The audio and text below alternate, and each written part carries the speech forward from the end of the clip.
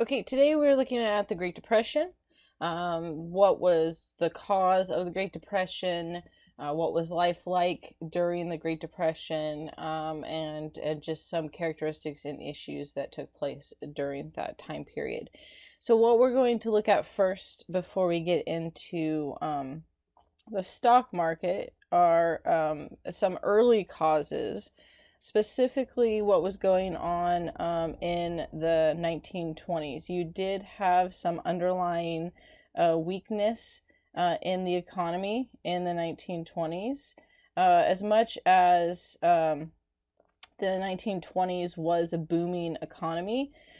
You do have a few things that were problematic. The first was this disparity between two aspects that were taking place really from 1923 to 1929. And that was the manufacturing output, which is manufacturing output is what the factory is producing, right? So for the manufacturing output, they were at 32%. And then you compare that with the increase in workers' wages that were going on at the same time. So these are increases, right? So you had an increase up to 32% of manufacturing output, and an increase of workers' wages was only at 8%. So there's this significant disparity between the two. Now, why this is problematic and what it causes is essentially you have a rise of productivity, things that you are producing, right? Because there's a huge increase of 32%. This can lead to overproduction. And the problem with overproduction is that if workers' wages are only going up at 8%, you have not enough purchasing power. Right. So what happens is that the factories, if you have an increase in production, that's fine if there's a market for it and people are buying. If you are having this massive increase in production, but because workers' wages only went up a little bit, that while they are purchasing and people were buying in the 1920s, okay, I don't want you to think that like people weren't purchasing in the 1920s. They were. But because whenever you see this mass disparity of increase in production, but not a very high increase in workers' wages, what tends to happen is the factories end up overproducing. And because people will pay, they'll buy, but they aren't purchasing at the rate that the factories are producing. So that's the key with that, right? Overproduction, not enough purchasing power. And this then can lead to prices tanking on goods. Right, so we'll put that to prices declining, which in of itself could be a good thing for consumers because then you can start getting stuff cheaper. And if you don't have the other things we're going to look at that happen that create the Great Depression, this in of itself isn't a guaranteed, lose situation where then businesses go out of business, workers lose their jobs. If the economy in other areas and the market is stable and the job market is stable, this can be sustained for a while until you have a hiccup where something happens, or in the case of the Great Depression, something extreme happens. Then you have a huge problem because then not only are prices declining for these businesses, but you have the anxiety and uncertainty of the declining economy, which then leads to them laying off people. And that's going to create the cycle. And we'll look at that in a little bit. So this underlying weaknesses. And then the last one was just the difference, which was significant between CEOs' pay, which is still a problem today, and workers' pay. And this can also create problems within the factory, the business, those type of things, especially again when you combined it with other things. Any one of these things alone isn't necessarily a deal breaker, but when you combine it with what we're going to look at next, it just created a situation that was ripe to collapse. So the stock market crash is the next thing. And what's important to know with the stock market crash is that this alone did not cause the Great Depression. Right, we talked about one already. There's going to be other stuff too. If it was just the stock market crash, it would have caused problems, but it didn't impact the average American. The average American didn't own stocks at this point. In fact, you still look at the average American and people don't necessarily own a lot in stocks. The wealthy own stocks, and banks and businesses and maybe some aspiring upper middle class people. So they're going to be directly impacted by the stocks, but it's going to be the fallout from others who are impacted by the stocks that's going to impact the average American. So stocks in the 1920s were seen as what they called an exciting way to make money. It was all that was talked about because the stock market was going up constantly. It was a trajectory of moving upward on a graph. So it was seen as this hot thing. In fact, there were articles that were written in newspapers and magazines. One article in particular said, everyone ought to be rich, is what the title of this newspaper article was about. And it was, so everyone ought to be rich. And what it was talking about is that you can be a millionaire with the stock market. And they pushed it on people as this sure thing. Small investments could make you wealthy because the market was hot. It was continually going up. And so they said, right, it's easy to do, right? And no one really needs to know much about it. Everyone should be getting involved in it. It's a sure bet was another one of those, the language that they use. And if you're looking at prices, you can see, like, for example, RCA stock, it went from $85 to 420. All right, and Chrysler stock went from $62 to 132. So you had significant increases and jumps in the 1920s, and it was being pushed on people as well, one, a fun way to make money, a surefire bet, guaranteed to make you money, guaranteed to make you rich. You're stupid if you don't get involved in this, what are you doing kind of thing. This led to what was called buying on a margin. And buying on a margin was for those who couldn't afford to pay the price for the full stock, especially when you're getting up to 420, 132, higher prices. People couldn't afford to buy the full stock. And so they started doing buying on the margin to get people into the stock market. And essentially what you did is you paid 10% of the stock price. Then you got a loan for the 90%, for the rest. And then the idea is that when you sold the stock, right, then you paid off the loan, and the rest you could invest in new stock.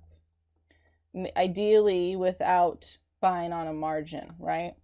So whatever your profit was, you would take that and buy new stock and maybe be able to buy it outright. Or, you could buy on the margin again.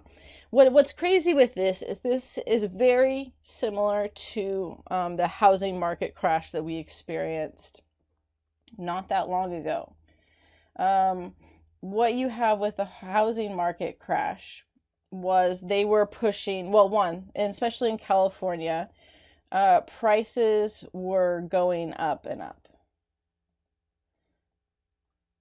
and fast and continuously up, right? I remember there were people saying, buying a house is a sure bet. You can make money off of buying a house. Buy a house, and then within a couple years you can turn around and sell it, and then the money that you make from that you can invest into a larger or more permanent house. So you had very similar language that was being used. Not only that, but they were pressuring interest-only loans. And the idea was, you can't afford the house loan, no problem, right? Just buy interest only, which you can afford. And from there, you'll hold on to the house for a couple of years. And then it's guaranteed to go up, and then you can sell it, and then buy, sell house, buy new one, and then maybe that one you do the 30-year fixed rate. The other problem was that the interest-only loans were variable. So what's important here with this and why it's very similar, here we'll put this as F since I started marking it up. The variable loans, so you're paying interest only, which means none of your money is going into the actual price of the house. You're just paying the interest on the loan. Then it's variable, so interest rates were low for a while, but they move. So if it moves up, your house payment goes up. If it moves down, your house payment goes down. Some were fixed for 3 or 4 or 5 years, and then they ballooned, which meant not only did you pay interest, but then you had to start paying the house payment, because obviously you can't have interest only forever. So these variable and balloon payments, and the balloon payments and stuff were significant in the fact that it would go up a ton, because you hadn't paid any of the house loan for 3 to 4 years. The problem with this, of course, was that just like the stock market, which eventually crashed, the housing market crashed as well. And then their houses were underwater, which meant you owed more on your house than it was worth, and you'd only been paying interest on it. And then you were coming up on your ballooning payment, which was going to make it far more expensive to pay, and people couldn't afford to do that, and they lost their houses.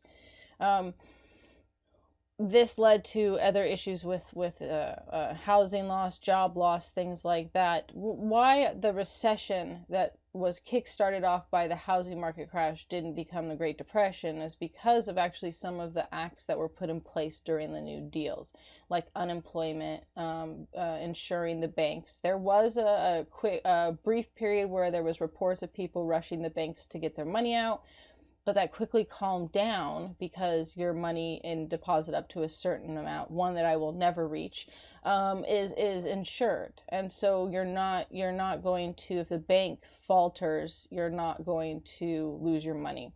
But so it's very, very similar. You see, instead of stocks, right, the recession, it was the housing market crash. But they were pushing the exact same ideology. Buy your stocks, right, in the 1920s, buy your stocks on a margin, pay just 10%, and then you have a loan for the rest, right? So what happens is, this is where the problem comes to, is that let's see, when you have the stock market crash on Monday, October 28th of 1929, what happens is that the Dow lost 38 points, which was 13%, not the bow.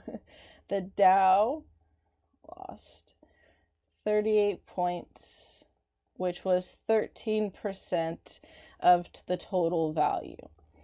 And this isn't surprising. Anytime you have like a stock that's going like this, right, where it's just going up, eventually it's gonna hit a plateau, and then it's gonna have to go down, right? You can't constantly rise forever. The stocks or housing or anything, it eventually hits this plateau, and then once it hits a plateau, it almost always goes down. There are rare occasions where something will increase, but there is a max the threshold that things can go to. So whenever you see something like that where the price is just going up and up and up and up, if you got in on it here, great, and you sold it here, then yes, you did great.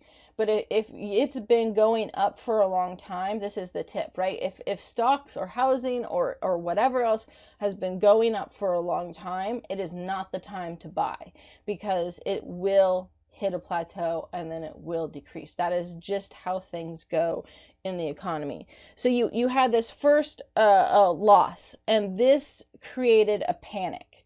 Not surprisingly, because people had these buying on the margins. They had 90% loans, and they're like, holy crap, I have so much loan on this, and now the price is going down. I'm going to be in the negative. And so they panic sold. Well, the problem with panic selling is if everyone sells, then the price decreases further. If people had just stopped panicking and not panic sold, which is really hard to do, it wouldn't have been so devastating. And then you end up with all sellers and no buyers. Initially, there will always be people that will later take advantage of the lower prices because they can, either because they weren't invested previously, or they have the money to do so. But at the beginning of this panic selling, you had massive a crash. This created the next day, Black Tuesday, which was October 29th. And here it's where the bottom fell out, where you have the full crash of the stock market. And this was devastating to several people and the economy in general. Obviously, the wealthy who had been invested in this, as well as the upper middle group of people who had been investing in. So you had individuals. So who this impacted, right? We'll put it here with it. Impact. You do have individuals. There were individuals, but again, remember that the average American was not investing in stock. With as much as they were pushing it, you had more average Americans investing in the housing market than you did in the stock, which is why it was such a massive impact and took so long for recovery, with people losing their homes. But again, it's so crazy when you're talking about where you see patterns in history, right? It didn't repeat itself, but it was very similar. And if you recognized and understood the Great Depression, you would have seen, if you were paying attention to the patterns with the housing market, what was happening and how it was very similar. And also just a reminder that interest-only loans are a bad idea. Don't do them. So individuals were impacted. You also had businesses who were investing in the stock market to increase their money. And then you have banks. Banks were taking people's money and using it for to invest to make more money, which is what banks do, right? Banks take our money and give us a measly amount of interest in savings, so that they can use our money and take it and invest to make more money. I mean, that's how they make their money, is through that and interest. And so that's they were involved in the stocks as well. We're gonna do the banks. Let's do the banks as a separate. We'll do that as their own separate entity, because there's quite a few things with the bank collapse. So the banks, right, they had their problem with that they were investing in the stock market. And so even if you didn't have money in the stock market, most people had money in the bank. This was, and they had been invested in some of the margins as well as just regular stock market. And people began to hear that the banks lost a lot of money from the stock market crash. So what the problem was with this is that money was not insured during this time. You had no insurance in the bank. So if the bank closed or ran out of money, you lost all your money. There was no insurance on this. So not surprisingly, people began to rush to the bank as first word began to spread that banks were impacted from this crash. And they not only rushed to the banks and pulled out their money. Now, the problem with this is that the banks don't ever have all the money available because they're investing it. Banks, even today, never have all the money on hand. It's in various investments. So if everyone, even today, if everyone goes to the bank and says, I want my money right now, eventually they won't be able to do so. Now, the benefit we have because of the Great Depression and the New Deal is that our money in the bank is federally insured up to, again, an amount they raised it recently, and it's one I will never obtain, so I don't pay attention. But you have a certain amount. If you are super, super wealthy and a millionaire, if you put all your money in savings, then yes, not all of your money is insured. But it is a good chunk of money that's insured in savings. So even if the bank collapses, the federal government, it may take a while, but the federal government insures our money and it guarantees we get our money. That we won't just, it won't just disappear. But in the late 1920s, that was not the case. So if the banks went under, your money is gone. So it's understandable why everyone raced to it. Then, of course, what happens with this is the banks don't have the money and they can't pay out because they've handed all their money away. This leads to more people rushing the banks around the U.S. And that leads to more bank closures. And so it's a domino effect of, you would have had some banks that did this, but if everyone hadn't rushed the banks, then so many of the banks wouldn't have closed.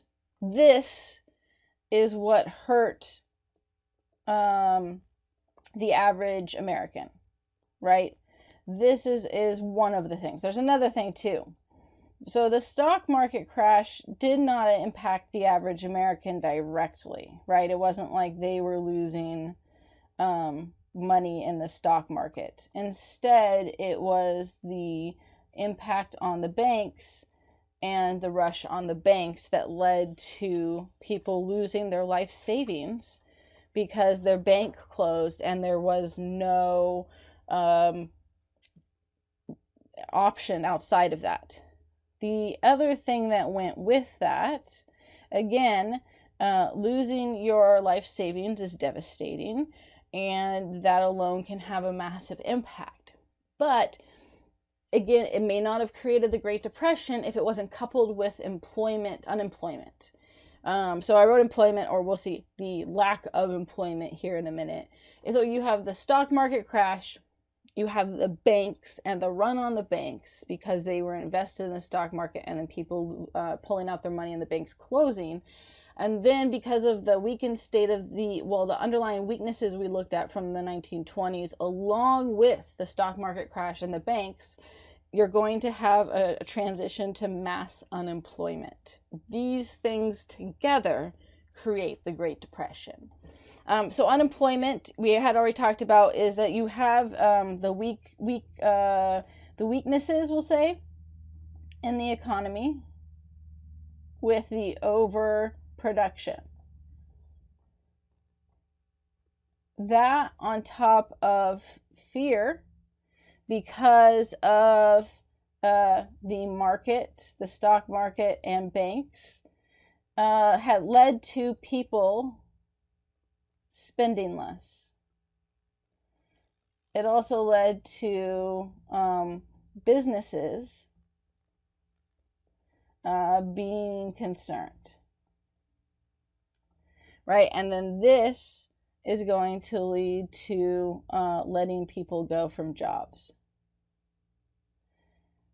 And when they let people go from jobs, right, then people are going to spend less. So what this creates is what's called the cycle of depression, or the depression cycle, whichever way you want to say it. And it creates a vicious cycle that is really, really hard to get out of.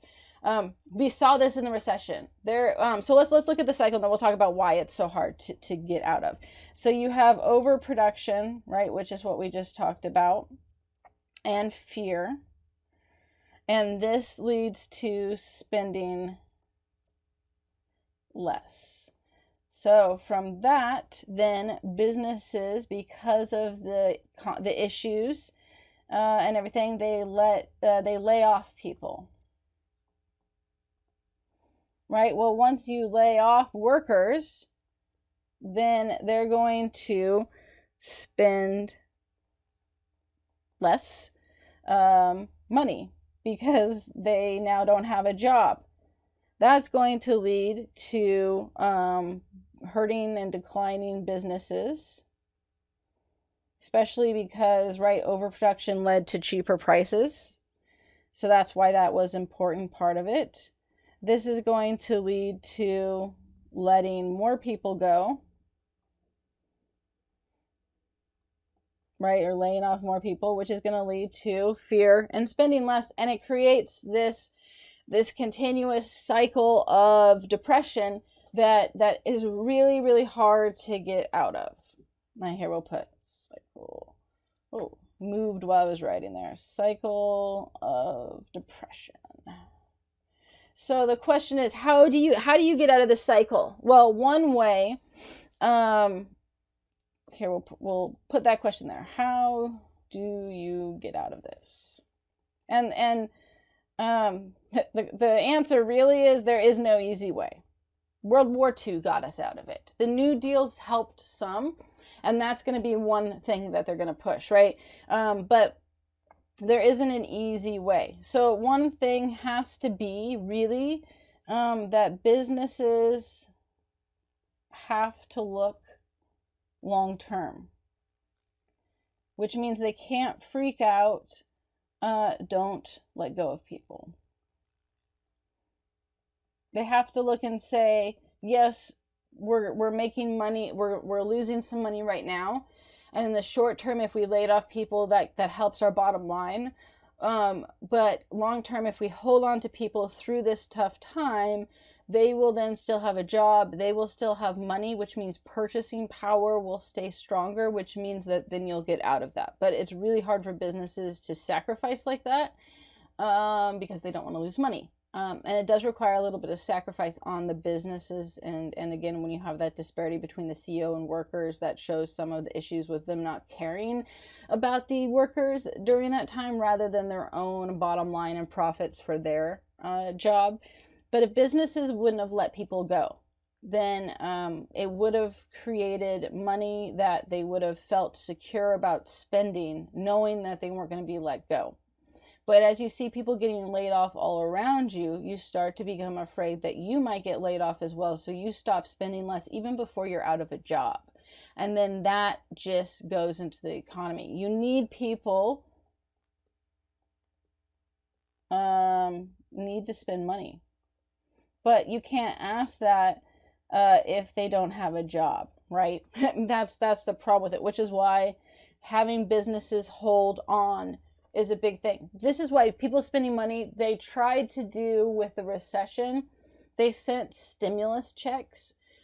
Each person got a certain amount of money, but it was a one-time thing. And so people just used it to pay off bills or save it mostly. And it didn't go into the economy. The idea was, we'll give stimulus checks to people. This is during the recession, not the Great Depression. But they were trying based on this idea of spending, right? They're like, okay, we need to we need to get people to spend. So if we give them this money, then they'll spend it, and that will infuse money back into the economy, and maybe businesses will have more confidence, and then they'll hire people again. But the reality is a one-time thing isn't going to do that. You need it to be continuous, which is why people need to have their jobs, because if they have their jobs, right, it's all about purchasing power, not supply, which is going to be, we'll see, a problem of Hoover later on. The other way was then to create new jobs, right? If you can't hold on to the jobs you have, then you create new jobs so that people can do this. This is where the New Deals, which we will talk about in the next lecture, that's what they were trying to do, create jobs for people. So some of that worked, some of it didn't. World War II is what really gets us out, because it ramps up jobs and spending in order to fight the war. But these are some of the ways of trying to get out. What doesn't get you out is laying off people and cutting back, because it's just going to create that cycle of depression. But it is really hard when you have fear along with a problematic economy to get out of that situation. Okay, so that's how it started. The Great Depression, it's always that stock market crash. And yes, that was the starting thing. That was the catalyst. But there were all these other factors that were in play. I do have a few images I wanted to show you, and then we'll come back here. So you have here it was all over the news, which of course just reinforced that fear. Wall Street in panic as stocks crash is what that continues to say. And there was all this stuff about people losing their jobs. And then here you have the run on the bank, where people were waiting in line for blocks to pull out their money. And these banks, especially rural areas, which were smaller banks to begin with, but it did impact banks all over, and smaller independent banks. They were almost guaranteed to collapse. Only some of the most largest banks were able to hold on before they got closed down for bank holiday by the president to chill things out, so people stopped rushing and pulling their money out. So you have in these areas, hardest hit were definitely the rural and independent banks in that process. And then the panic, as I mentioned here, with it just being constantly in the news, it didn't help as people read over and over again. I mean, and it was reporting what was going on, but that only increased the fear, which is why we'll see the Fireside Chats become so helpful, which was the president over the radio, because there's no YouTube yet, giving addresses occasionally to let people know what was going on. You don't have the instantaneous knowledge and constant 24/7 access that we do today. And so the Fireside Chats were this important, comforting period where the president could say directly to the people, look, here's where the state of our economy is. Here's where the state of our society and our nation. Here's what I'm doing. We're going to get through this, and here's how, versus just the news that everything was falling, around them. Okay, so now we want to look at what was going on with the unemployment rates and Hoover's failure, who was president at the time, and how that just kind of exasperated the whole situation. So we're on 2 here.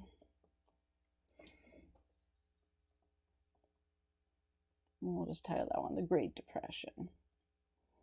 So first, you end up with, based on the cycle of depression, mass unemployment. And what is problematic for the unemployment is that you have no unemployment benefits, right? That was also a product of the New Deals and a consequence of the Great Depression. And so imagine, right, there are a lot of people out of work right now.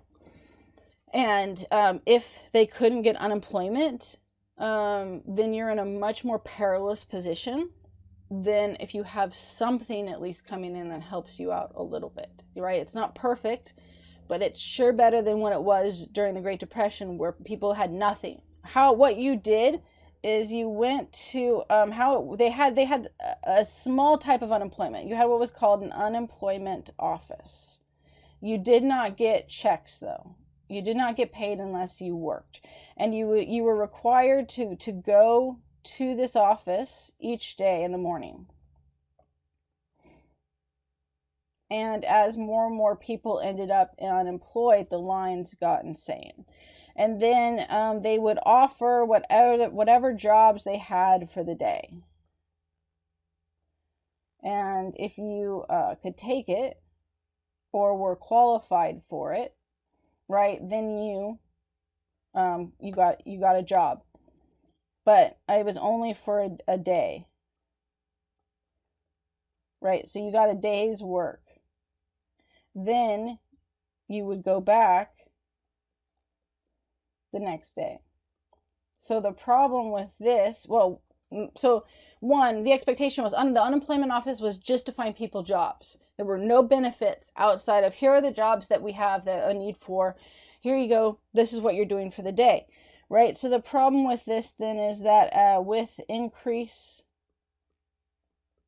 in unemployment, there were not enough jobs each day for the number of people. So you could go wait for hours in the morning to try to get a job, and they would run out before they got to you. 2, you got a job for one day and then you had to do this again. So it was horribly ineffective. And wasn't, there was occasionally a few long-term jobs, but almost all of them were these day-to-day things, and you went back to the unemployment office every single day. And this created mass mobs of men waiting around, desperately trying to get a job that day. So just to give you an idea of how the numbers in 1930, right, as all of this was happening, you had 9% out of work, right, at the early period. By 1933, you had 12.6 million people out of work, which was about 1/4 of the labor force. So it was massive, the number of people that didn't have jobs. And then on top of that, right, you have no safety net with unemployment. There were some restaurants and food banks, but they were minimal, especially, I mean, compared to what we have today, it was not much. And then on top of that, right, you don't have the safety net of unemployment benefits. This then is exacerbated by what is considered, like, say, President Hoover's failures. Herbert Hoover made a series of decisions that were not beneficial and ended up hurting him as well for the role of president. The problem is that the whole problem of unemployment overwhelmed local and state relief agencies.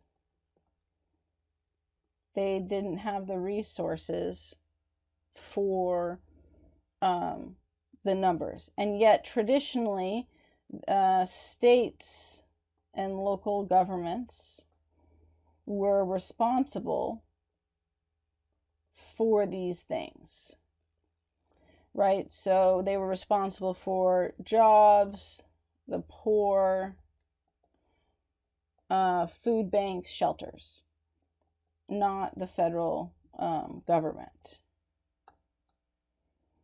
And the thing that happens with this is that Hoover essentially says that that's how he wants to keep it. In fact, at first, he denied it was even a problem.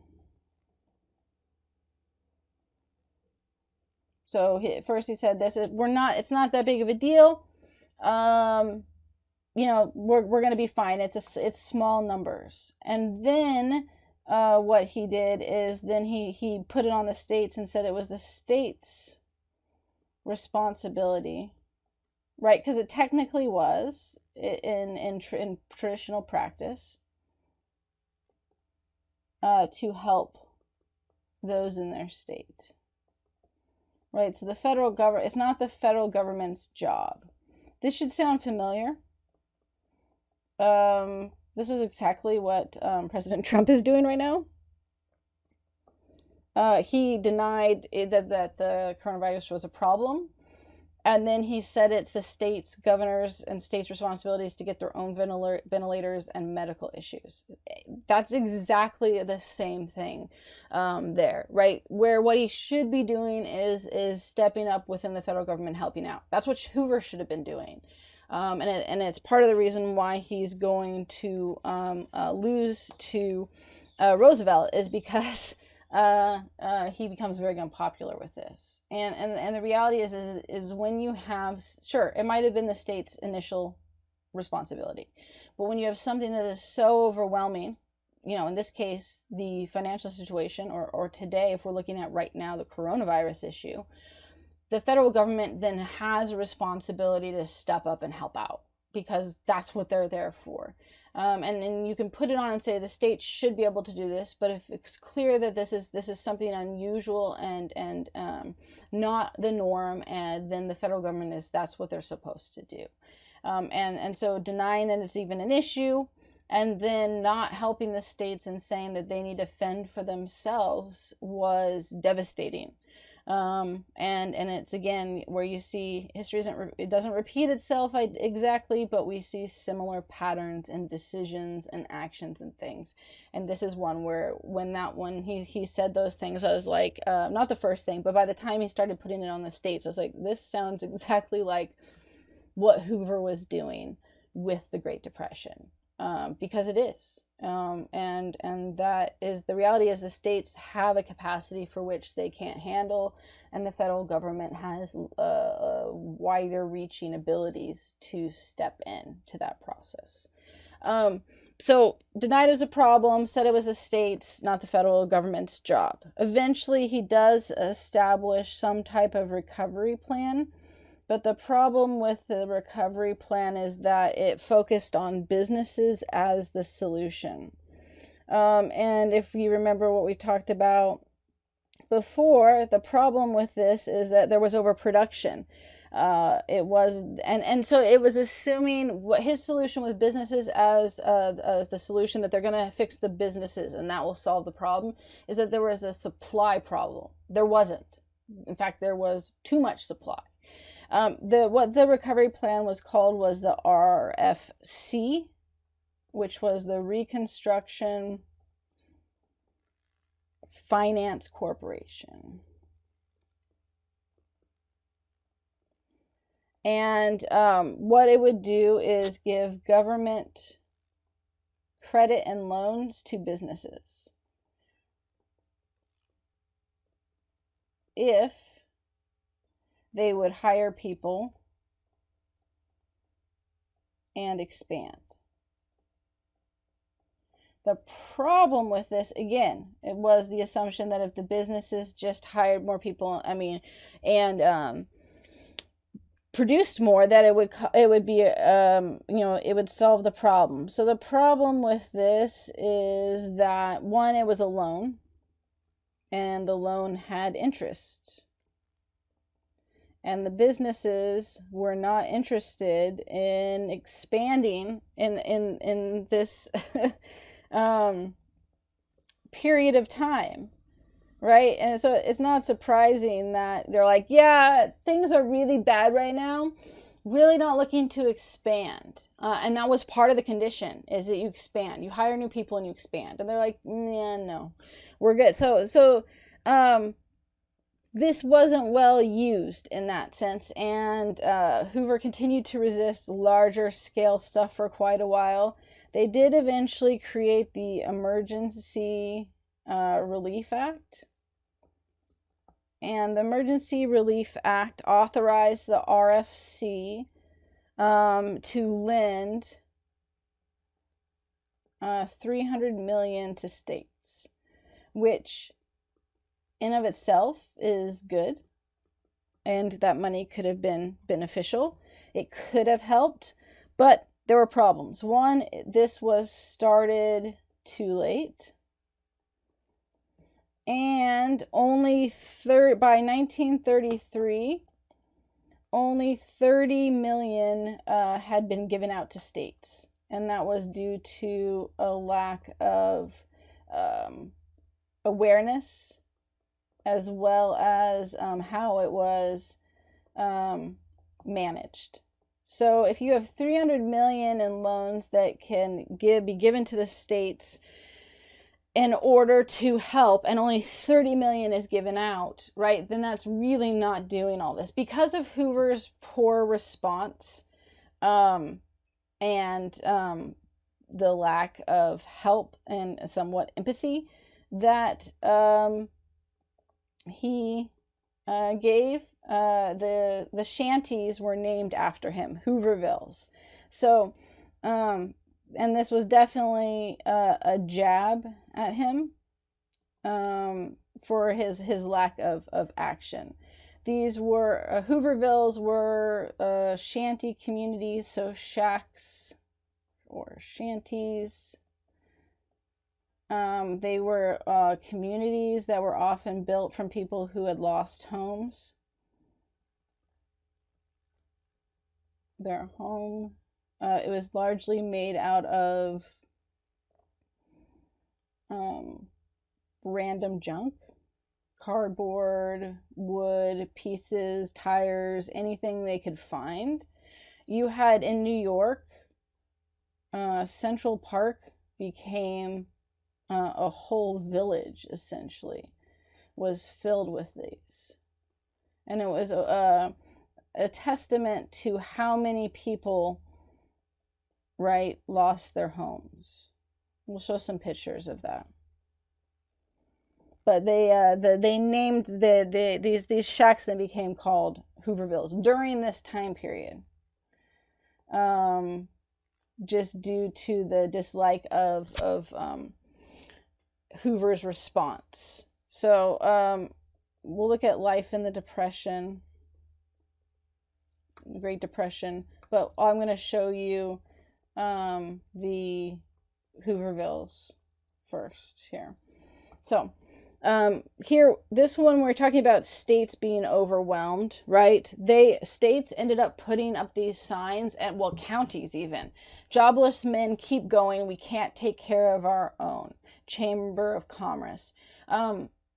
Because the states were basically told that they were responsible for continuing to figure out how to manage this themselves, the towns and counties were overwhelmed, and people, especially men, started going from place to place, and so searching for work. And so these counties and towns started putting up these signs to let people know that they were full and that they couldn't help out.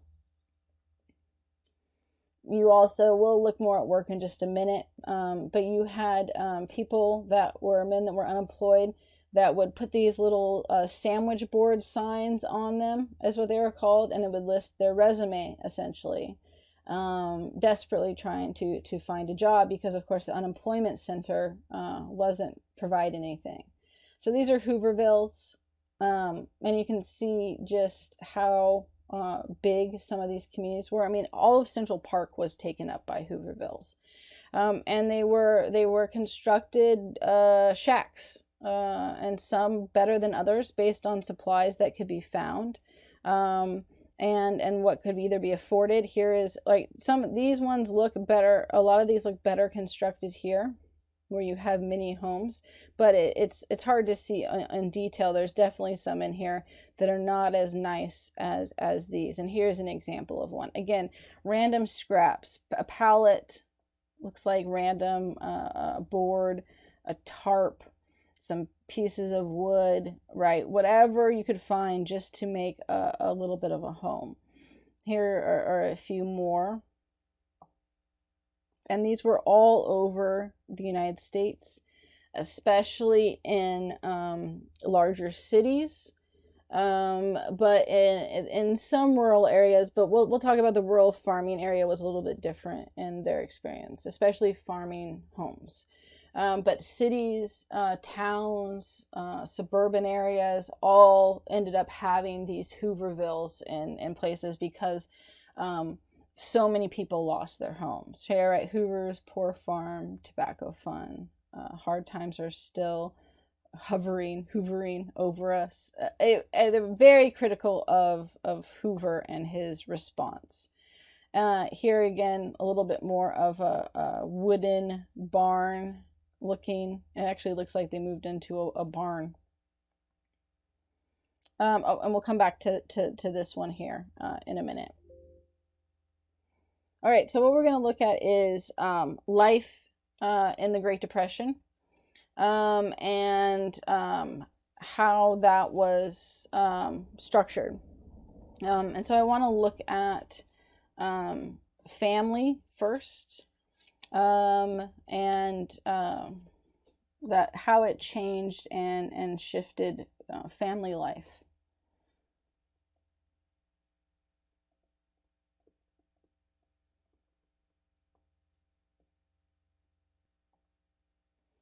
Okay, so with family life, first I want to look at men, because how men and women were impacted was very different. You know, men had been the traditional breadwinners of the family. That had been their main role. And so this tended to impact them more. In fact, studies show that it had a deeper psychological impact on the men, in part because they were the ones that were supposed to provide for the family financially, and now didn't have jobs and can no longer do that. You have a lot written during this time where there was a sense of failure, of depression. In fact, suicide rates increased significantly, largely for men. Get that with in there. There were a few women and stuff, but by and large, men were the ones who committed suicide. They actually, on one bridge, became so popular for men to jump off of that they installed a phone to call, so that they could try to prevent people from killing themselves. And apparently it was so bad that one of the phone operators that took all the calls ended up killing themselves. So it was ridiculously high rates of suicide. This left men, right, that they would feeling of hopelessness. Let's put that one there too. Because, and this was compounded by going to the unemployment office every day and not being able to get a job, waiting in bread lines all day. And because the lines were so long, that they ended up, most of their job became waiting in lines all day, whether that was for the unemployment, which again, you wait for hours and hours only to then not get a job, or whether that was what was called the bread line, which was for food banks, essentially. And feeling like you weren't accomplishing or providing for the family. Many men would often travel from state to state in search of work. So they would be home, or they wouldn't be home quite a lot, away from home frequently, which is going to change the family dynamics in many ways. From where you have the father as the head of the household, and no longer is that the case. What you have instead is that either the wife, mother, right, or teenage son became the one in charge of the household, the new head of the household. And this could be for a couple of reasons. There we go. Head of household. One would be because they were the ones making the money, and we'll look at women and their role and stuff in a minute. Or two, simply because they were around and took charge. If the husband is gone all the time trying to make money, right, going from state to state and traveling, then the wife or sometimes the teenage son would do so. So for women then, where this is where you have the different dynamic, right? Women had always been part of the domestic sphere, right, and the household labor. And instead of this decreasing, this increased. We'll say increased their responsibility. And it increased their responsibility in terms of a couple different ways. So one was that they were expected to keep the family together, right? Even with hard times or the husband being gone, they were supposed to be the economic managers, right? We looked at the cult of domesticity and that role, and yet you were so supposed to be the economic manager with little to no money coming in, and then your household duties, if you will, and what that were. So what would happen with this is that there were magazines and books that came out during this period that talked about how to make any place your home. Even if you are living in a shack, you can still sweep the dirt floors.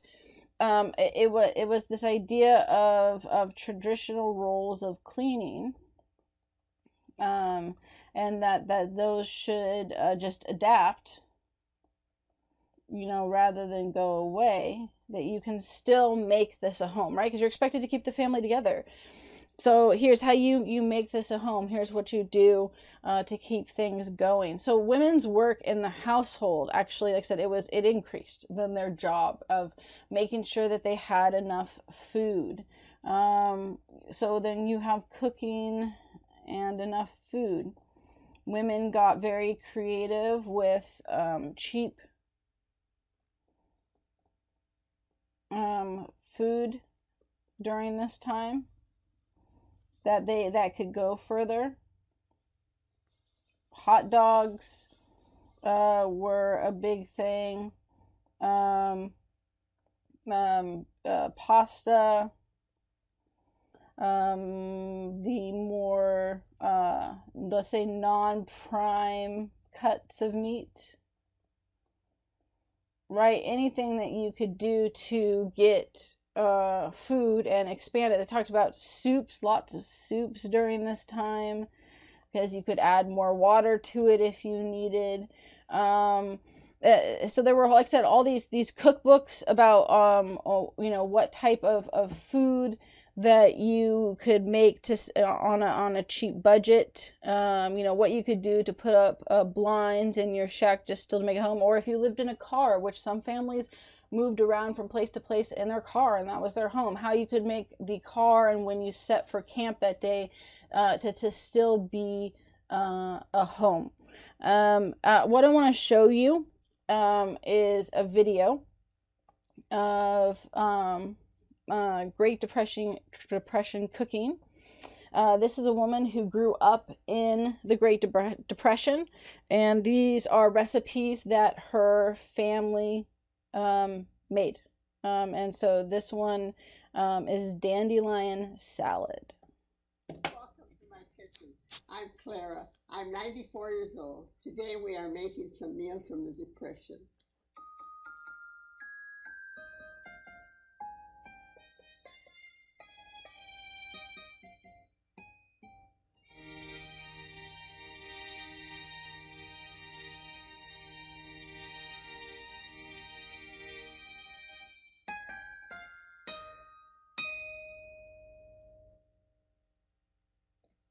Welcome back. Now we're going to pick some dandelion out in the backyard.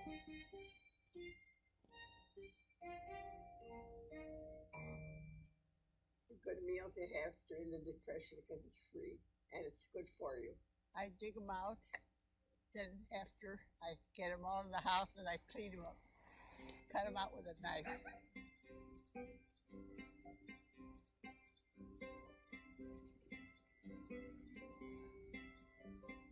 Oh, good. There's a nice one there. The good one looks like a nice flower. Nothing is broken.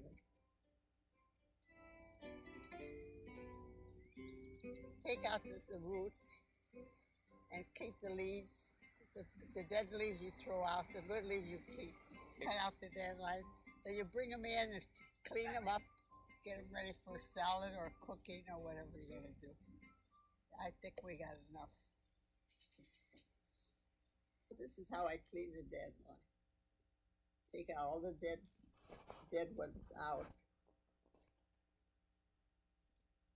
You take out the flower. You don't eat the flower. Take that out. Take out all the bad ones.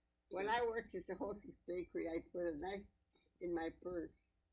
So on the way home from work, I pick dandelion, bring them home to my mother. We ate a lot of dandelion. They're very good for you, too. They're cheap. You get them for nothing. All you need is a little patience and work. It takes quite a while to clean. We have to have patience. It takes a while to do everything. But the outcome is pretty good. So first you clean them like I'm cleaning them now. Take out all the bad ones. Then you wash them very, very good because they're full of dirt. That's a pretty one. That's a pretty good bite. You have all the dirt. Throw it in the garbage. Then put it in here and soak it in water for a while. Take all the dirt out of it. Now they're all cleaned, ready to get washed and cooked. Or in a salad, whichever way you like. I'm going to do that a few more times. I'm going to rinse it a few more times so it'll be really clean and no dirt in it. But I'll leave it there for a while and soak all the dirt out of it. Then we'll wash it real good. Sometimes the Lord thinks of you. He drops food from heaven. Sometimes you catch a break in the Depression. And once we had quail. It fell, somebody must have shot it, and it fell in our yard. So we didn't know who it belonged to. Nobody came for it. I said, what are we going to do with it? My dad says, it fell in my yard, it's my property. So my mother cooked it. It was very good. The rinse, that's the third rinse, but you have to do a few more before you get it all clean. A lot of people don't eat this anymore, but I still do, and they're good for you. They're good tasting. What else could I say? Now they're cleaned. They're ready to make the salad. First, we're going to have to take the salad. We already washed it, dried it, lemon juice.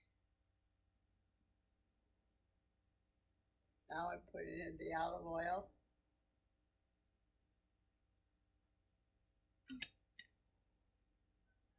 I have to put a little salt.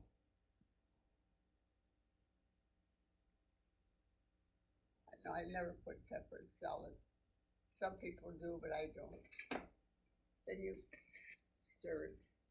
This is better to mix with your hands. That's just what I'm going to do now. Wash your hands, and you can use your hands to stir it. Mix it up well. That's it, it's all done, ready to eat. Perfect. child. It still tastes the same, but it's good. It's good for you, so try it.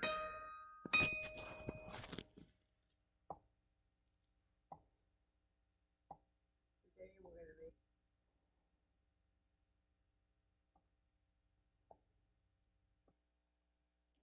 Okay, sorry, I had to pause because my neighbor decided this was the perfect time to start mowing their lawn. I only started being aware of it, so I don't know how much that you're hearing background noise, if any, of the lawnmower. Sorry about that. Of course, it's when I'm doing this. Okay, so we looked at the clip where she was showing that they were making dandelion salad, which was useful because it was free. And that was some of the sacrifice of the Great Depression is finding food where you could, or like when they talked about the quail getting shot down and landed in their yard, and so they had food. Hot dogs were cheap. Certain types of meat cuts were cheap, and there really was this need to figure out how to make food stretch, and that was the woman's job to do so. So what we're looking at next is work, because there were a lot of things that took place with women in labor, specifically with jobs and if they were married. So let's see, we're on C here. Women and work. There was from the start an issue with women working, with married women working. It's going to expand to women in general, but there was this issue with that. And part of the reason that there was an issue with women, married women working, is the fact that women were more likely to get work than men. And there were a couple reasons for this. One was that women were paid less. They could be paid less. They were paid less.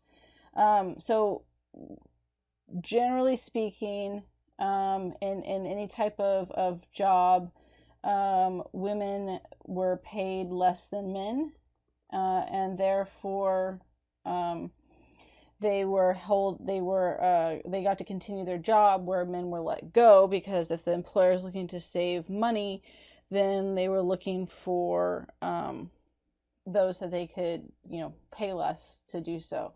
The other reason was that there were what was basically defined as female labor, and those jobs were more likely, combining words there, to be around longer. You have jobs like factory work, and mining, and other types of work that was traditionally all male industry. And those were hardest hit by the Depression. But these kind of female labor industry of service within secretaries, with shopping, retail, things like that, with the phone operator, things like that, all of those type of jobs were largely done by women, and those jobs stayed around. And so you had, or another example would be teacher. Women were more likely to be the elementary school teachers, middle school teachers, and they often weren't getting paid month to month because the states didn't have the funds, and they would still keep working though, and then they get paid when they could, and it wasn't consistent, but it was at least some money, and many women, at least it was some job that they could do to feel like they were being productive. So you had this instance of more women were working, during the Great Depression because they either got to hold on to their job or they were being hired because it was cheaper to do so. But this did cause a lot of tension and backlash to that type of labor. And there were programs that got put in place to try to limit that, because it really became a thing of women are taking men's jobs. So one of the policies that got put in place at the beginning, which was not technically targeting women, but of course the majority of people who were impacted by it were women, which was in the National Economy Act of 1832. It stated, this was for the federal government, and it stated that if you had two members of the family, so two family members, both working for the federal government, then one of them had to be let go. The idea being, and I guess reasonable in that sense, is that if you have two people in the family working, then it means that if one is still working, they can still provide for the family, and that other job can go to someone who only has one family member working, right? So one of them has to be let go. And of course, while it didn't specify and say women had to be let go, women disproportionately were the ones that left. And in part that's due to lower wages, opportunities for advancement. It made more sense for the husband to keep working and the wife to not. But of course it ended up almost always targeting women. This policy led to states and local governments following suit and creating their own policy to not hire. It started with not hiring or not keeping two family members, but it went quickly from there to targeting women. So shifted to women. And then from there, you had then a discussion in general in society on whether women should work at all. First, whether married women should work. And then from there it went to all women. And we see this in the source of Norman Cousins, Will Women Lose Their Job? So we're going to look at Norman Cousins. Will women lose their jobs? This source, I've already highlighted things just because it's a little bit longer, so I could make sure not have to necessarily read through the whole thing, but point out the key things that I wanted to notice. He's talking about the arguments that people are making for why women shouldn't be working during this period. And then he's going to show why he thinks that's not a good idea and not a sound argument as well. And so he says, from here's the latest depression cure-all, results guaranteed by a supporter. So he's being satirical, tongue-in-cheek, right? This is not his view, which the other reading that I had people look at, Susan Ware, Women in the Great Depression, which has some good information, falls prey. This is where active reading is important. I did want to point this out. She writes in here, when Norman Cousins realized that the number of gainfully employed women in 1939 roughly equaled the national unemployment total, he offered this flippant remedy. Simply fire the women who shouldn't be working anyway and hire the men. Presto, no unemployment, no relief rolls, no depression. He's not saying that, right? The rest of this information is good. She got that wrong in here. That's what happens when you either take a quote out of context or you don't read carefully. Because he says this right here, right? There are approximately 10 million people out of work in the United States today. There are also 10 million or more women married and single who are job holders. Simply fire the women who shouldn't be working anyway and hire the men. Presto. No unemployment, no relief rolls, no depression. He's saying this is the latest cure-all. That's what they're saying. This is the general idea behind the greatest assault on women's rights in 2 decades. He's talking against that statement he just put out in quotations. So again, the other stuff she's writing about in this article that I wanted you to look at is good information. But that one part is a good reminder why it's important to read carefully, because otherwise you quote someone as saying something that is not at all what they were saying. He did not say that. One, it was his argument for this is what people are saying, and he was mocking it as well. So yeah, just pay attention when you're reading this, the one with Women in the Great Depression by Susan Ware. She has a lot of other good information in it, but definitely got the Norman Cousins quote wrong.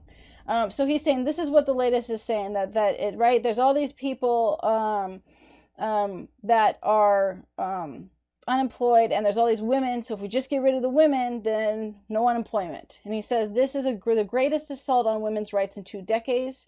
Its supporters include not only the Something for Nothing group, which can always be depended on to support chain letter movements and share the wealth plans, but a large section of public opinion. So he's just saying there's basically he's saying there's stupid people that support this, that fall for everything, but it also is part of the public opinion.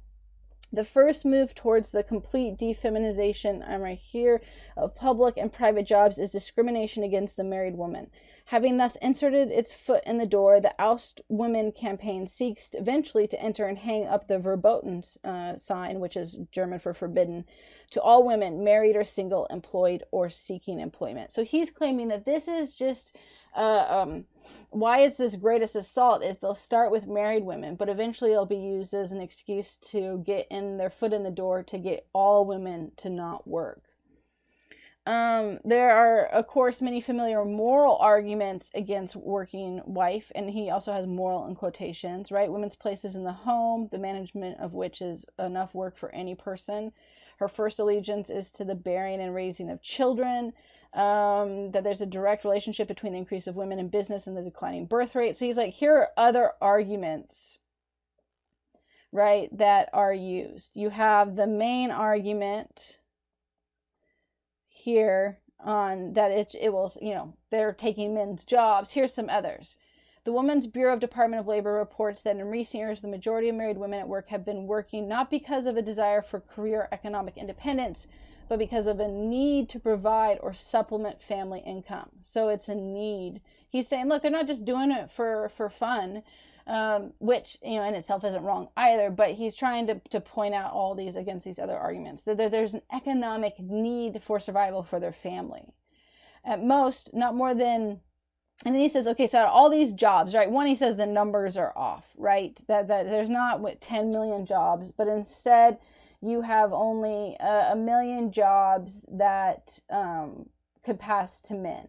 And of all the 3 million jobs held by women who admittedly are married, probably more than 300,000 could be satisfactorily or willingly filled by males. This would create new jobs for only 3% of the men out there to work.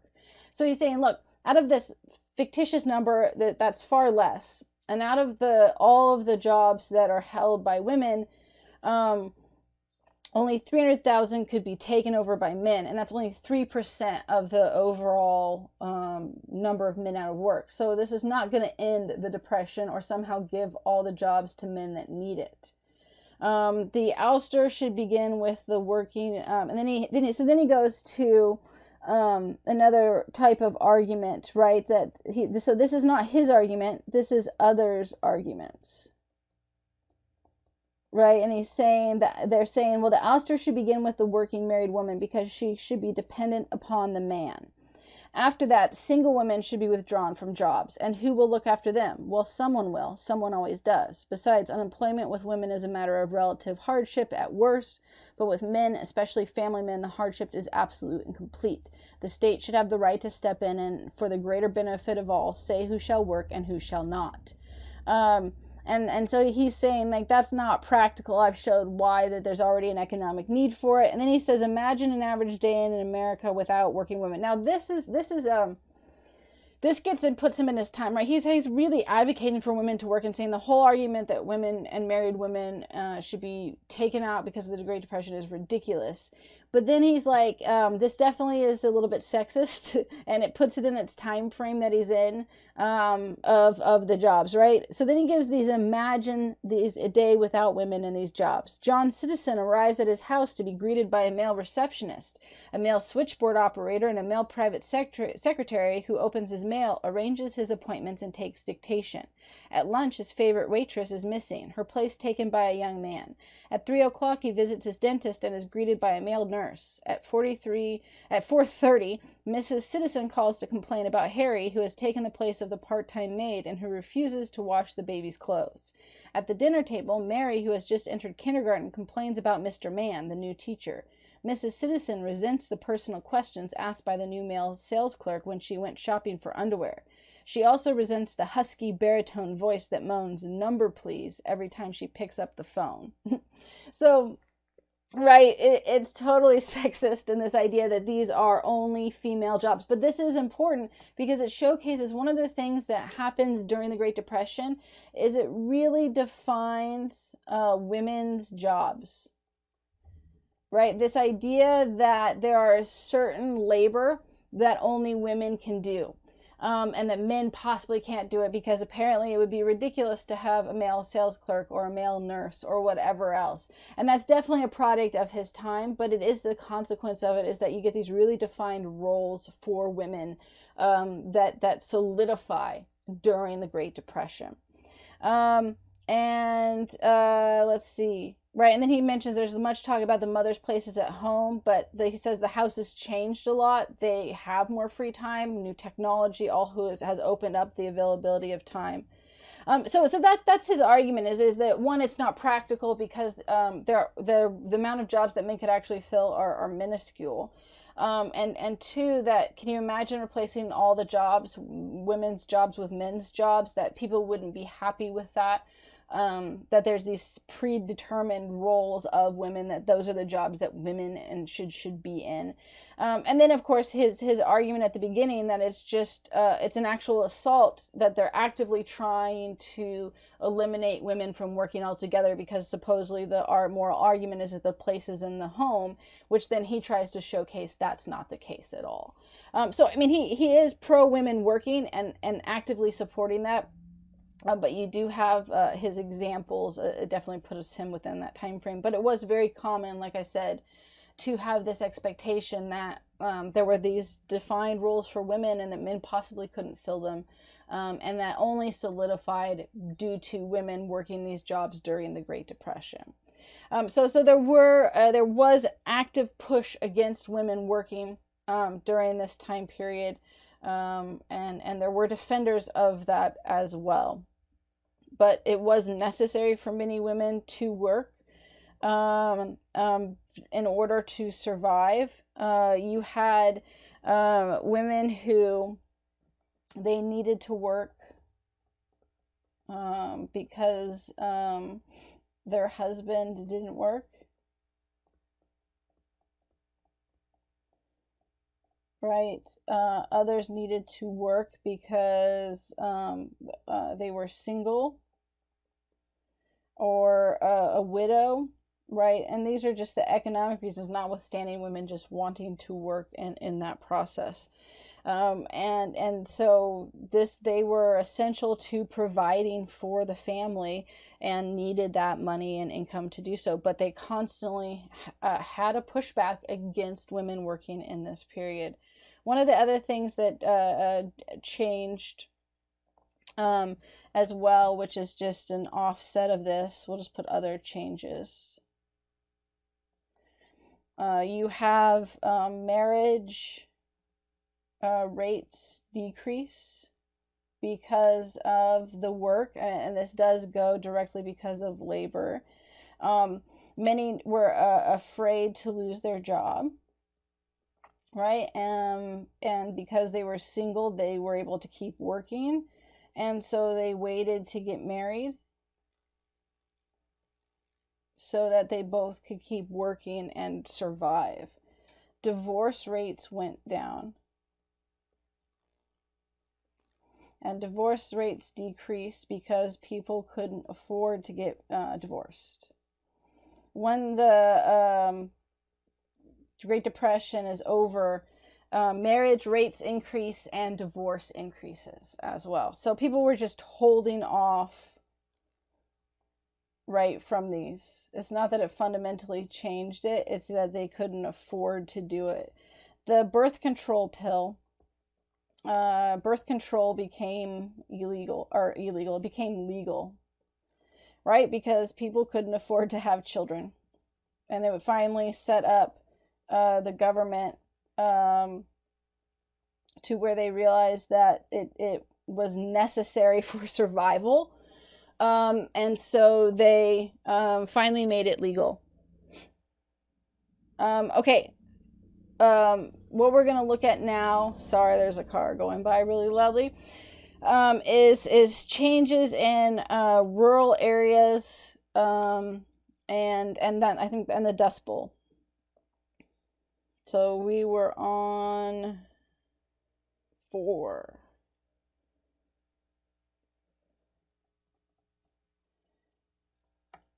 So we'll say rural life and Dust Bowl. Those in farming experienced things differently than those in urban centers. Farmers were not able to participate in the prosperity of the 1920s the way that some of others had. So they never had the same boom of the 1920s that took place. In part, this had to do with the cost. They often were in debt to farm equipment that they had to buy. A lot of new farming required more expensive farming, or the new farming, had required more expensive equipment. This was in part due to expansion into the Great Plains. That area was really not best for large-scale farming, or even smaller farming. It required this new technology in order to till the soil and plant and get it to a level that it needed to do, and that was very expensive farm equipment to do so. You also have overproduction of goods, which is going to create problems for them as well. Just like within the factories, producing too much farm equipment is going to be problematic. So where this issue ends up becoming problematic is you see the supply and demand. Because of overproduction, you had a significant decrease in prices, and they fell significantly, which this basically took all the farmers' income.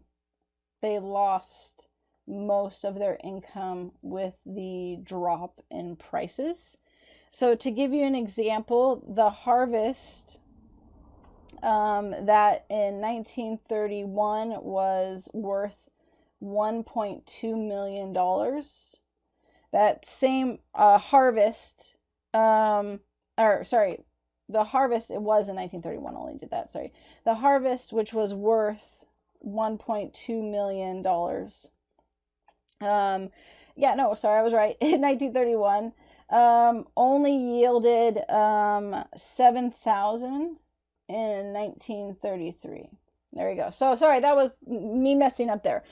In harvest in 1931, $1.2 million. The harvest in 1933, which would have been the same value and structure of $1.2 million for 1931, was now only worth $7,000. To give you an idea of prices and the problem with that, if you look in North Dakota at this time, you have a significant issue with pricing that goes on. So in 1932, it cost 77 cents to produce a bushel of wheat, but they could only sell it for 30 cents a bushel, right? So you were paying to harvest it, which, I mean, so what ends up happening is that many farmers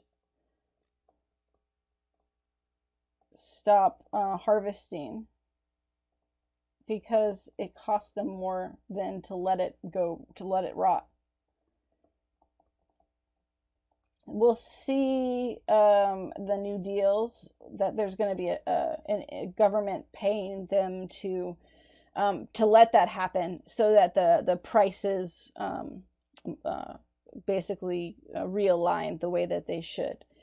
So this creates problems with losing their farms. Now, many Americans were losing their home. This wasn't something that was new, but there, with farmers and stuff, it was their home and job, and for many it was passed down through the family.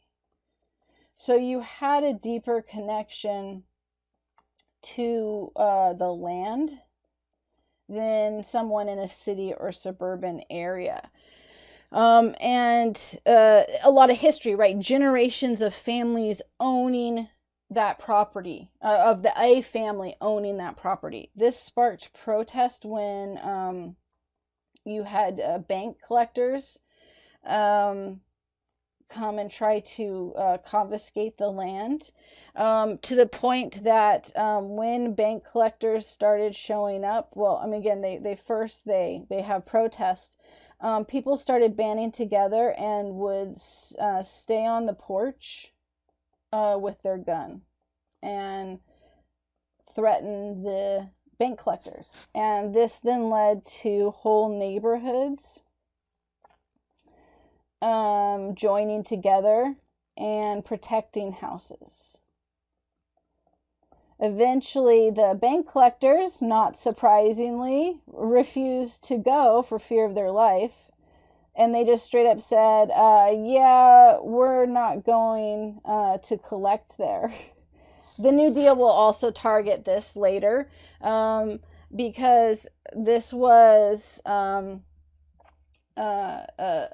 it felt like a direct attack, because the bank collectors would take it if they were successful, and in the early period they were, and they would sell the property to penny auctions and next to nothing.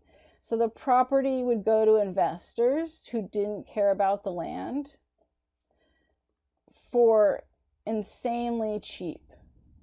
And they wouldn't give the farmers an opportunity to partake in the penny auctions to get their property back. So this is part of the reason why you get the protest. It's part of the reasons why you get them defending their land, along with, again, the history and connection to the land that was there. Again, New Deals will come in and halt all bank collectors from trying to target and take the land from the people. And then you have the Dust Bowl, which also was a massive thing in the Midwest, with a massive drought and a complete desalination of the land.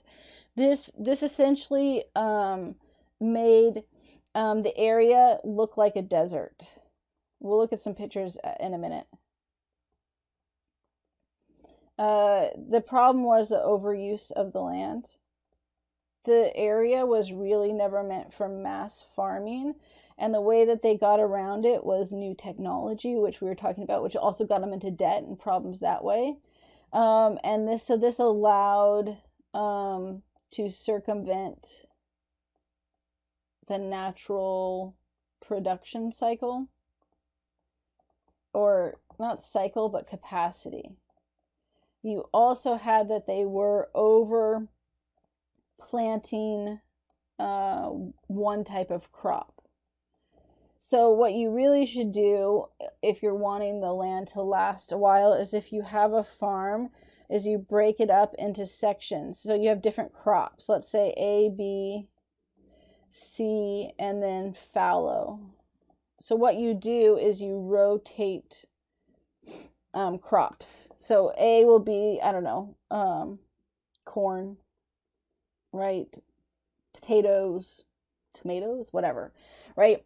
A, B, C. And they're different crops. And then you rotate around and change the different plot with a different crop each time, because different crops will require different nutrients from the soil.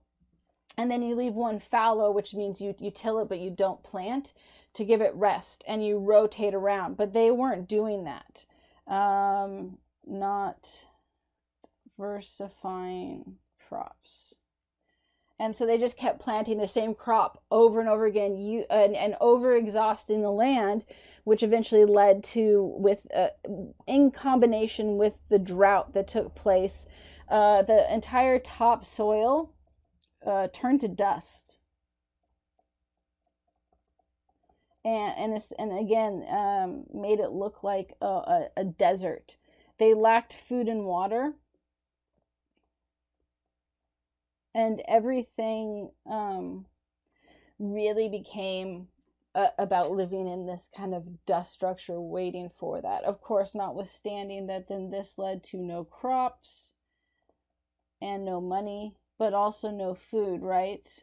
In areas that weren't hit by the Dust Bowl, in rural farming areas, at least they always had food, right? You had the suburban areas that dealt with having no food and were going hungry. And then you had the farmers who had food but had no other source of income, and then risked losing that as well when bank collectors came. And then you have the Dust Bowl, where they not only had no crops and no money, but also no food. So they weren't, in the Dust Bowl regions, it wasn't overproduction, there was no production. In the other farming rural areas, you had overproduction, so that prices tanked. And it cost them money to harvest their food, besides for themselves. And all of this, though, created extreme problems within life. So let's look at these last images and stuff here.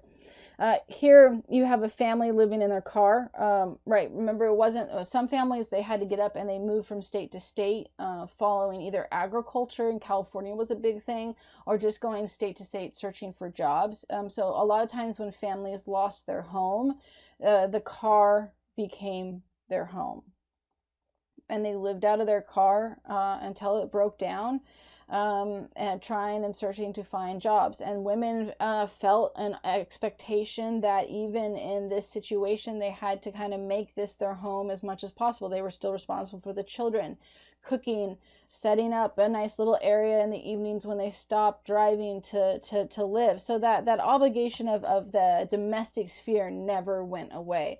This is probably one of the most iconic pictures. One of the things with the New Deals that we'll look at as well is a works program for artists to start working, authors, photographers, plays, things like that. And this was taken from that period that was paid from the New Deal. But it showcased again this it's one of the why it's so iconic. It's not only the kids, buried their faces into their mother's back, but looking off, worried about the weight of her children in the future. Here again, another one just showcasing women with their children alone having to take care of this. You notice the men aren't showcased here either because they're off working or they aren't around. And so women really did shoulder the burden of managing the household. Here you have the protests that did take place. Both for getting rid of married women, and that's what this one is, fire married women. Thousands of single women need jobs. Down with social service workers. If married women would get, if married, we would get jobs. So they're all this one. So women were not unified in this, and this is why I picked this one. There were protests for women in general not losing their jobs, but that there were women who were against married women working. And there was a big backlash to it, of course, because of this idea that the belief that if they were married, then they had a husband who was taking care of them. But so many men were out of jobs, they were often the sole breadwinner for the family and the family surviving. But again, this one just showcases that it was contentious. There were women who protested against married women. But here they're drawing the line. Single women need jobs. So they obviously weren't advocating for all women stopping work, just married women. And it was a big push that was produced in the United States. And then you have here the Dust Bowl, which just shows the main region of impact. And we're going to look at a couple of the pictures here, which just showcases, again, this was not like this before the Dust Bowl. The house is half covered. You can see the remnants of everything. These used to be fields of crops.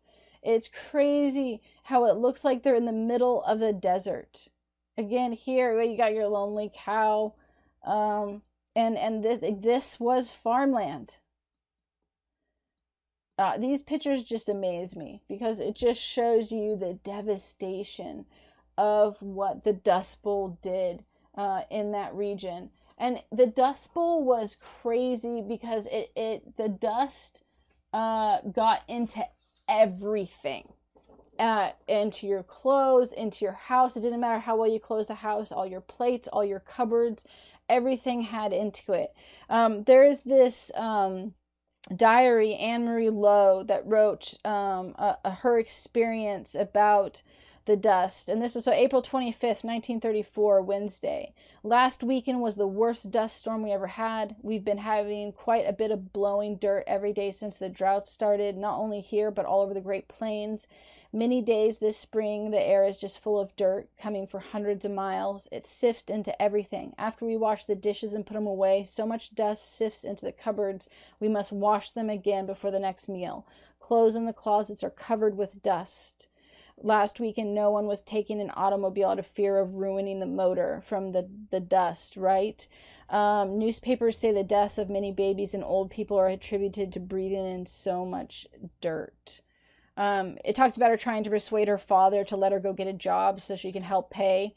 That they need, that she should be in school, but she says, no, I need to be helping out with family. The newspapers report that on May 10th, there was such a strong wind, the experts in Chicago estimate 12 million tons of plain soil was dumped on the city. By the next day, the sun was obscured in Washington, D.C., and ships 300 miles out at sea reported dust settling on their decks. The mess was incredible. Dirt had blown into the house all week and lay inches deep on everything. Every towel and curtain was just black. There wasn't a clean dish or cooking utensil. There was no food. Oh, there were eggs and milks and a loaf left on the bread basket baked the weekend before. I looked into the cooler box down the well, or the refrigerator, and found a little ham and eggs for the men's supper because that was all we could fix in a hurry. It turned out they had been living on ham and eggs for 2 days. Mama was tired. After she started fixing the bread, I insisted she go to bed. I do the dishes. It took until 10 o'clock to wash all the dirty dishes. That's not wiping them, just washing them. The cupboards had to be washed and have a clean place to put them. Saturday was a busy day. Before starting breakfast, I had to sweep and wash all the dirt off the kitchen and dining room floors, wash the stove, pancake griddle, and the dining room table and chairs. There was cooking, baking, and churning to be done for those hungry men. We couldn't make bread until they washed out the bread mixer. They couldn't do churning until that was washed and scalded. There was no time to do clothes because as soon as they wash them to hang them up to dry, they're covered in dirt and dust. So it literally is just everything was this desert of dirt. Here, again, this was a house. The rest of the house is like down here. This is the top of fence post. It was just devastating. Here shows a dust storm. I should have put with that. It's not just the dust bowl. This is an actual storm of the dust coming in. And when they're talking about, right, dust going into Chicago and then further 300 miles away on ships, it's from dust storms like this. So you just have this crazy environmental experience that was so fundamentally shifting to how people survived. The women, the girls, and the wives and mothers spent all of their time just cleaning nonstop dirt that just reappeared, while they desperately tried to get something to plant or survive off of, hoping for rain. It was an extremely different experience than those who lived in the city and suburbs, who didn't have this dust bowl storm to contend with. They still had the hunger and the extreme anxiety and fear, but you didn't have this fundamental shift in how, going from lush fields to completely desert areas, hoping that at some point something will grow again. So everyone experienced and had to deal with the Great Depression and fundamentally impacting their lives and how they lived, and all lost something. We're out of time, so we'll stop there. We'll look at the New Deals in the next lecture, and how with this shift in presidents, you have a bunch of New Deals, first New Deals and second New Deals, that come in an attempt to try to address all of these issues that fundamentally changed the way people lived during the Great Depression.